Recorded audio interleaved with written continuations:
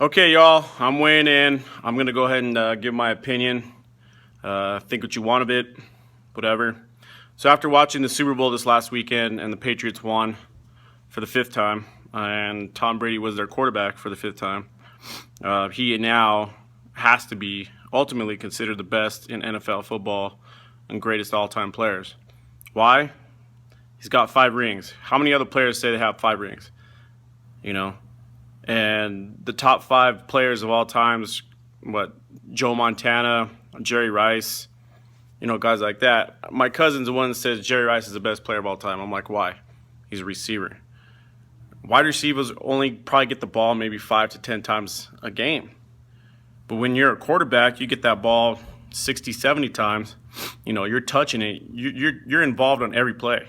Every offensive play, you're involved.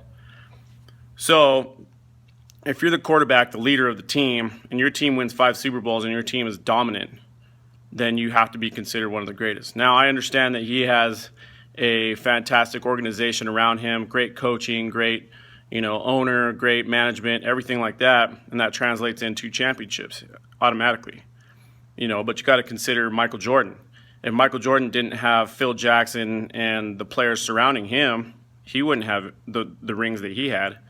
What if he did go to, say, Portland? What if he went to Milwaukee? He'd probably have 1, maybe 2 rings. So he got lucky in fitting into a system, kind of like Tom Brady. But he took full advantage, and now he is the winningest quarterback for rings in all of NFL. So he has to automatically be considered the best. If he's not the best, then who's better than him?